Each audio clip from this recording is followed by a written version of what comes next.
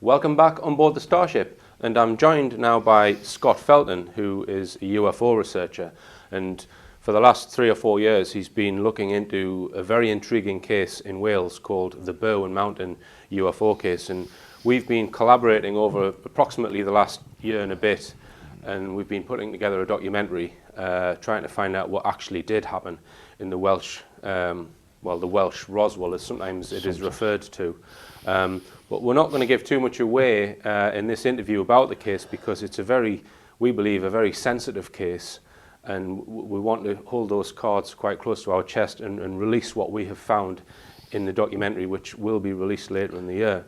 But I'd just like to ask you first, Scott, what first drew you to the UFO subject? Because you used to do a lot of hunting, and I believe it was that connection shooting that you had an experience that drew you to the UFO subject. Well, I've always been an outdoor type. I used to do a little bit of hunting in my old days, shooting, fishing. I trained in gamekeeping when I left school. And as a consequence, I've always been outdoors. And I've spent thousands of hours, if you like, out at night. With very little better to do than watch the night sky. I've seen all sorts of things flying around, mostly explainable, satellites, meteors burning up, that sort of stuff. I've always believed, because of a scientific interest, scientific background, in extraterrestrial life. Right. I believe the universe is brimming with it. It's spaced out. But over the years, I've come to believe that in some cases, some of this extraterrestrial life and intelligent extraterrestrial life, should we say, is a little bit closer than we might have bargained for. I'm not one of these people who go out and see things every night and it's always an ET craft. I would say I've seen very little in life that I could not explain, but I have on one occasion seen something in the 80s which really fired me up. So this was in the mid-80s and you were very keen on shooting ducks. At the time. Did you eat the ducks that you used to shoot? Always. Always. No right. point in shooting something if you can't eat it. All right. Well, so you weren't actually shooting ducks on this particular night, but you were doing a duck reconnaissance, I believe. Tell us what that is. Well, I don't have the exact date because UFOs in those days didn't really mean that much to me. I just knew of things like that. But on this particular occasion, I was out a couple of weeks before, it would be before the 1st of September, the latter half of August. I was doing some reconnaissance of ducks that were flying in to particular places on the river, sewer outlets and stuff like that. Reconnaissance. Yeah. Well, they love that sort of filth. Yeah. Basically, I was just taking notes of what times the ducks were flying in a certain state of the tide. So come the start of the shooting season a fortnight later, I'd be in position to bag myself a few.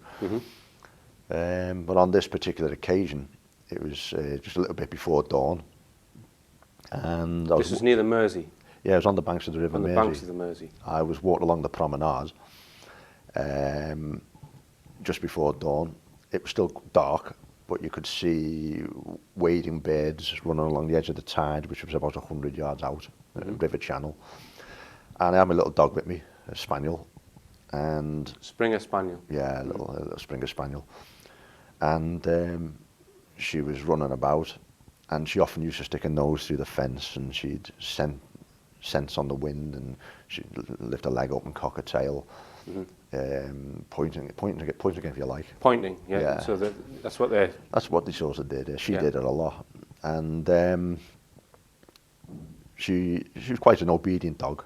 So when I'm sort of sneaking up, I need her at my side. Yeah. And I was calling her and she'd always come. But on this occasion, she stuck her nose through the fence and she was, I don't know, transfixed, if you like. Was this looking out onto the river? Yeah. Right. Yeah, she was just looking out. But we were on a promenade and there's a sea wall going down, maybe 12, 15 feet down to the shingle and the mud. And on this occasion, she was there and I called her and she ignored me. I called her, she ignored me. So I went back and she was still sniffing through the fence. So I just looked over the fence, over the sea wall, and down onto the shingle. It was black with the darkness of the night, but also more particularly black in the shadow of the sea wall. And then all of a sudden, this light came on, just a few feet below me. And to my surprise at the time, it was just a glowing sphere, a white luminous sphere. A white glowing sphere, all right. Yeah, it just came on like a light bulb coming on. Right. So whatever it was doing before, it was doing it unilluminated. Right. And the dog could presumably sense it. Well, I assume it did, yeah. Whether she could hear it or smell it, or she certainly couldn't see it. Neither of us could see it because it was down below us. Right. But something about it, I believe, the dog picked up on. Right. And it caught her interest. So much So what sort of size are you talking about, Scott? Well, I'm saying about this sort of big. This sort of About size. the size of a football, maybe? Well, not quite as big as a football, larger Right. than So a just cricket a ball. sphere, just yeah. suddenly comes on. Just a Right, sphere, right. yeah.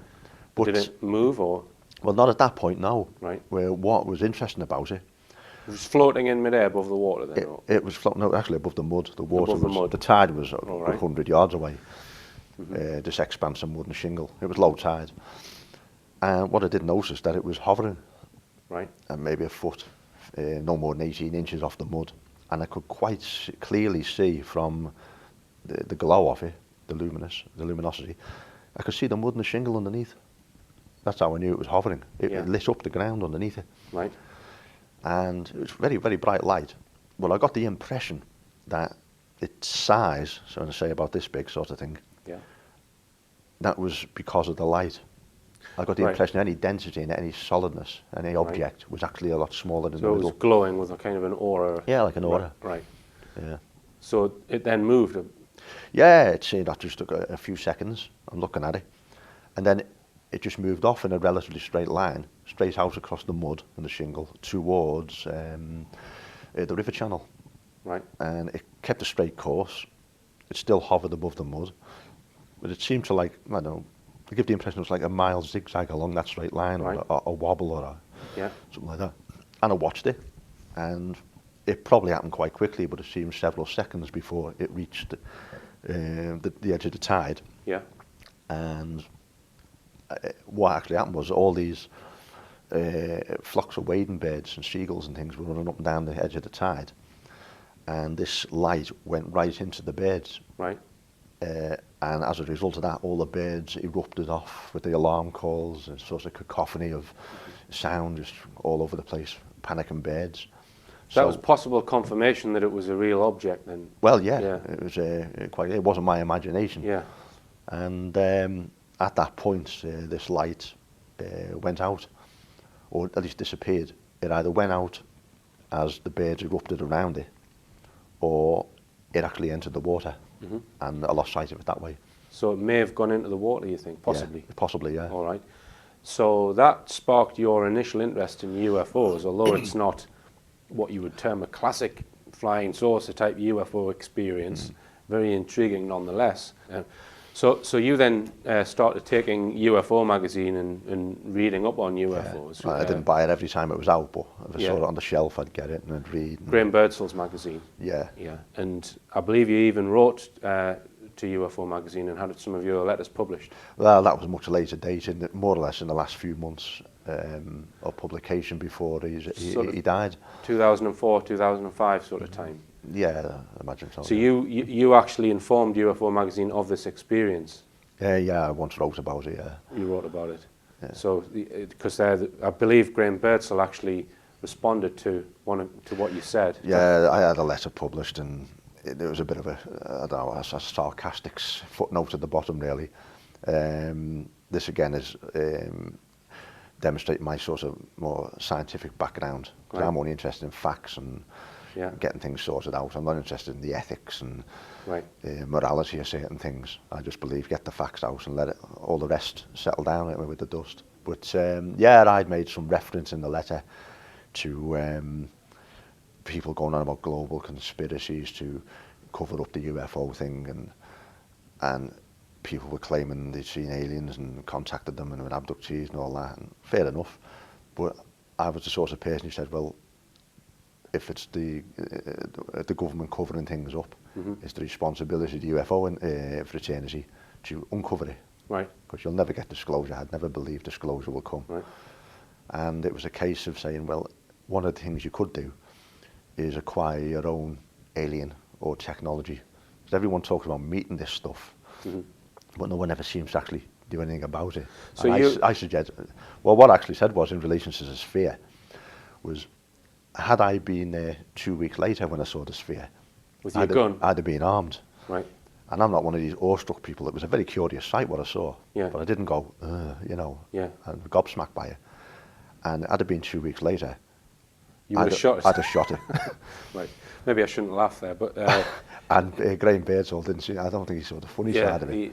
And he commented, no wonder they don't reveal themselves. That was his that comment. sort of thing, yeah. Right. And of course, there was also a little bit of flack about it from certain people, but thereafter, but I don't care about that. I wouldn't like to say what the outcome of such an encounter would have been, or whether it would even have been effective. But I would have given 2 battles. Right, right. And well, from me, my point of view, it's a case of, let's say for argument's sake, had I given 2 battles, and it was a mechanical device of some sort, because it's all technology, someone or something built it, and you were able to drop it onto the mud, I would have been in possession of perhaps extraterrestrial technology. Yeah, I mean, this is the alleged technology that's possibly involved in making crop circles. A lot of people say that balls of light are witnessed above crop circles. Since then, when I looked into it, I realised there was a connection. I'm not talking about the man-made planked crop circles, because we must distinguish between the two in that case. Yeah, it takes all sorts to make a world. Yeah. Okay, Scott. So you claim only to have ever had this one experience. You've only seen what you would term a UFO once, and you believe that many of the worldwide UFO cases that are reported are not genuine UFOs. They're explainable in, well, you tell me what you think what UFO cases are. Well, I've found people who are interested in UFOs just as interesting as the subject itself. Right. And because I'm the sort of scientific person where, let's say for argument's sake, you get people like top astrophysicists who say aliens can't come here because of things like the time factor and speed of light and all this business. They can't travel faster than the speed of light. Yeah, all that sort of stuff. Yeah. And on the face of it, the sums add up. It can't be. But I should really be in their camp, but I'm not, because I believe somehow, although I agree with their science as we understand it today, and we're not experts, there's plenty of stuff to be discovered yet. Yeah. Maybe these more advanced entities have actually just found a way to get around it. Exactly. Well, as Bill Hicks once said, maybe we don't know everything. Yeah, well, we don't know everything. It's as simple as that, isn't it? You know. Even our technological achievements and intelligence might be increasing exponentially all the time, but we've still got a long way to go.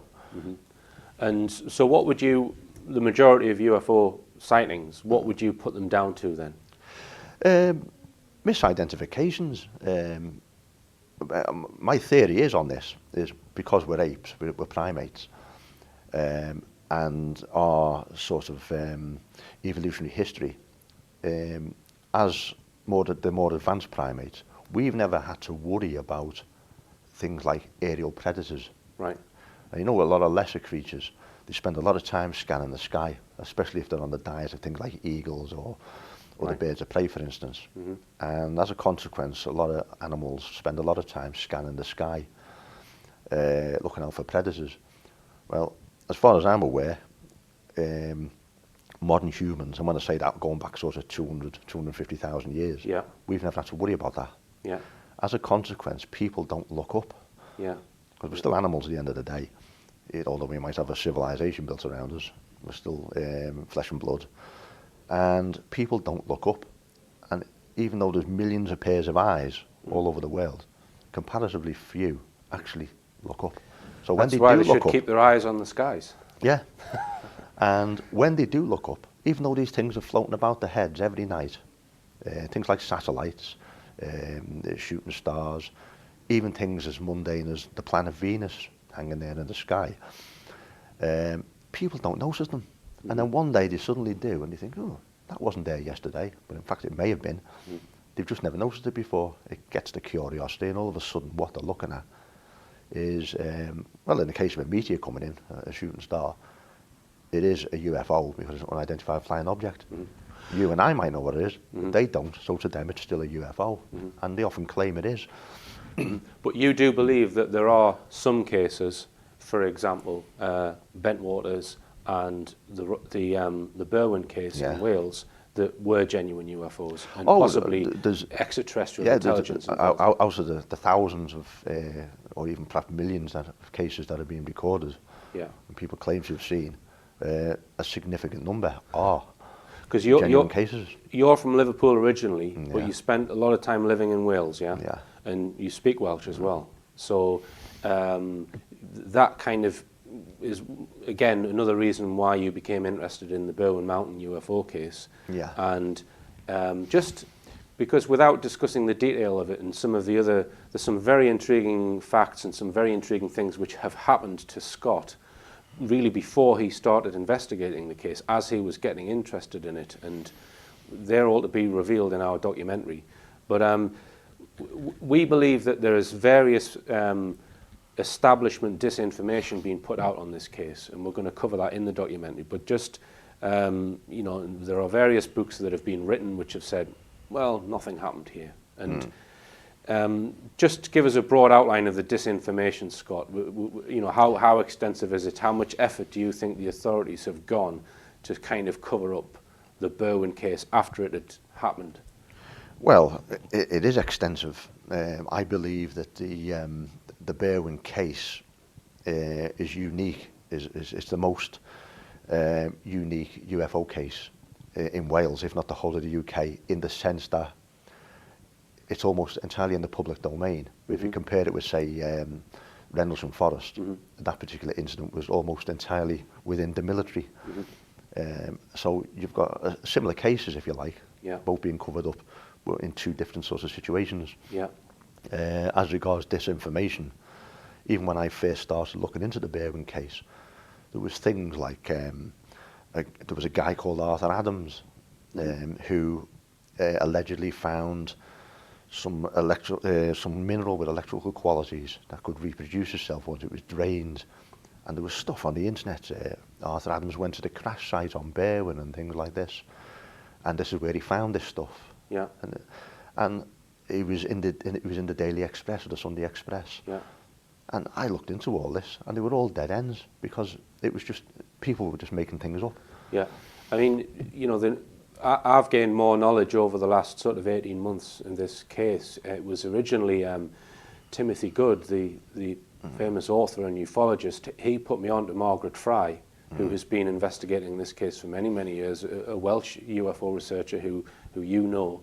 And like I say, we are making a film about this case, and the more I've learned about it, the more I realise that there is disinformation being put out. There are multiple stories about what happened, and I'm of the mind that has come from very high up source, that they've been put on the internet and through various people to muddy the waters. And for me, that attracts me to this case, because I think, well, if they're bending over backwards to lie about it, then there's something really important about this case, and we hopefully are going to uncover new information in our upcoming documentary. But like I said, we're not going to reveal too much of it at the moment. Well, Margaret Fry, of course, I got in touch with Margaret some years ago, and we've hit it off since then. We've collaborated, but she had a stockpile of information she collected, and she shared that information.